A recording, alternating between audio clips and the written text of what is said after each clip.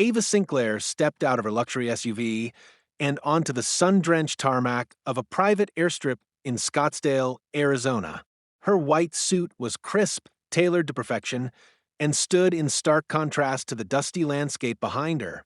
The 42-year-old black CEO of Syntech Industries had flown in for what was meant to be the culmination of a groundbreaking $770 million partnership with the Aurelius Group, an elite circle of billionaire private jet owners and aviation tech moguls. Her gait was calm, precise, each stride radiating power, confidence, and resolve. But behind her polished exterior, Ava carried the heavy weight of recent meetings that had slowly begun to chip away at her patience. The deal was lucrative and would skyrocket Syntech into a global spotlight. But at what cost? From the very first meeting, Ava felt the undercurrent of elitism and exclusion. Despite heading one of the most innovative AI firms in the industry, she had been met with subtle slights, offhanded comments about her youth and style, and endless interruptions in boardroom negotiations. Her credentials were questioned more than once, despite her Ivy League education and 10 years of CEO experience. What the men around her failed to acknowledge, perhaps intentionally, was that Ava had built Syntech from the ground up. She had faced 1,000 boardroom battles and 1,000,000 doubters. But today, on this airstrip, the humiliation would become bolder, more pointed, and finally too much to ignore. As she approached the gleaming Gulfstream jet, she was greeted by Lawrence McKay, the most senior partner of the Aurelius Group. With silver hair slicked back and eyes that scanned her like a purchase, Lawrence extended his hand. "Miss Sinclair," he said with a smirk, "that's quite the ensemble. You look more ready for the cover of Vogue than a business flight." Ava smiled, politely, hiding the familiar burn of being reduced to aesthetics. "Thank you," she replied coolly. "I dress for the altitude I'm aiming for." Lawrence chuckled, but the undercurrent of condescension didn't go unnoticed.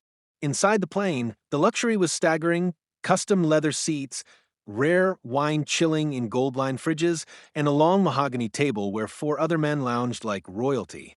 Among them was Brent Harrow, a tech billionaire who made his fortune through cryptocurrency and NFTs, now notorious for his cocky demeanor and immature jokes. As Ava took her seat, Brent didn't bother to look up from his phone. Didn't know Syntech hired models for negotiations, he muttered, more to his drink than anyone in particular. Ava straightened, her expression unflinching. "Didn't know Aurelius let toddlers run billion-dollar portfolios," she replied sharply, instantly silencing the chuckles that followed. The next 2 hours were a battle of endurance. Every point Ava raised was challenged, often by someone who hadn't even read the updated contract drafts. Lawrence questioned her projections despite having the same data reviewed by 2 independent audit firms. One executive mispronounced her name 3 times, even after being corrected. They poured drinks freely, laughed at inside jokes, and discussed weekend plans to Monaco, all while Ava patiently recalibrated the discussion back to business. It was death by 1,000 microaggressions, but Ava stayed focused. The finish line was near. Then came what they called jet class. As the meeting concluded and the deal appeared set, Lawrence stood up, raising a glass. "Ava, as a gesture of welcome, we'd like you to participate in a little tradition," he said, eyes gleaming. Brent pulled a silver tray from beneath the bar and dramatically uncovered it. On it sat a leather dog collar encrusted with fake diamonds. "Every first-time flyer on our Gulfstream gets initiated. It's just a bit of fun," he said. Ava's heart sank, not from fear, but from fury. The collar wasn't just a joke, it was a message, a reminder. "A test. You want me to put that on?" she asked quietly. Brent laughed. "Oh, come on, it's symbolic. We're all part of the same pack now. It's not personal." Lawrence added, "We've done it to every new partner, even the white guys." Ava's gaze moved from the collar to each man in the room, letting the silence build. She saw it then.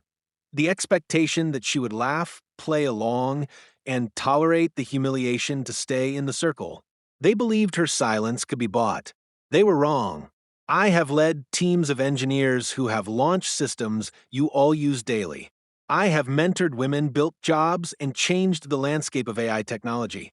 And here I am, being asked to wear a collar in a billionaire frat club. Her voice was ice. Land the plane. Lawrence looked annoyed. Ava, don't ruin this. The deal is done. You're being emotional. She smiled coldly. And you're being exposed. The flight crew, sensing the shift, went quiet.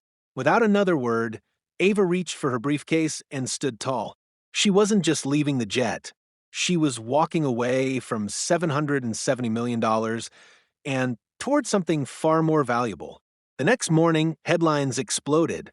Black CEO walks away from $770 million deal after private jet humiliation.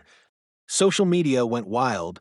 LinkedIn and Twitter were flooded with professionals, particularly Black women and minority entrepreneurs, who hailed Ava as a symbol of unshakable integrity.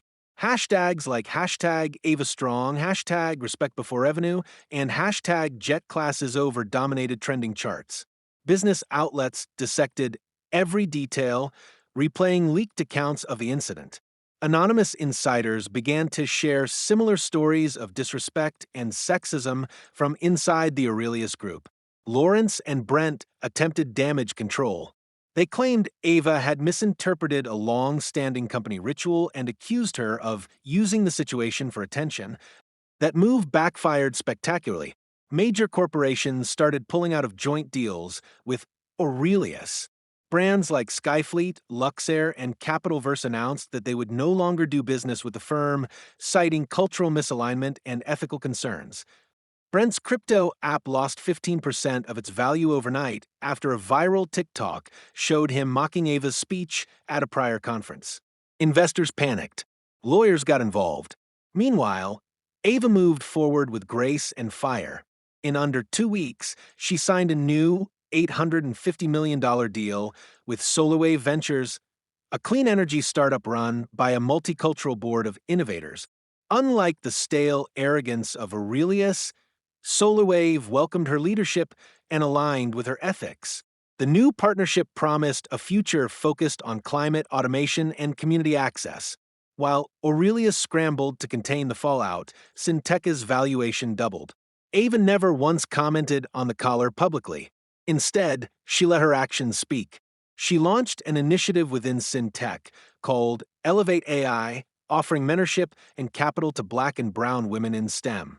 She funded scholarships, gave keynote speeches about ethical entrepreneurship, and refused interviews with outlets that had previously ignored her success. When Forbes ran a cover feature titled "The Woman Who Chose Respect Over Riches" and got both, it sold out in hours. A few months later, Ava was invited to speak at the Global Economic Forum in Geneva. Dressed again in her white suit, she took the stage before thousands of CEOs, policymakers, and rising entrepreneurs. Power is not proven by what you accept, but by what you refuse, she said. Dignity is not negotiable. It is not a perk. It is a right. We cannot let old rooms define our value. If they won't respect our presence, we create new rooms, new airspace, and we fly on our own terms. Back home in Chicago, Syntec opened its new 30-story headquarters. The top floor bore a plaque that read, "Built without permission." Ava often walked its halls, passing rising interns and future executives who now looked to her not just as a CEO, but as a symbol of something far greater. Quietly, she knew that walking off that jet wasn't the end of a deal. It was the beginning of a movement.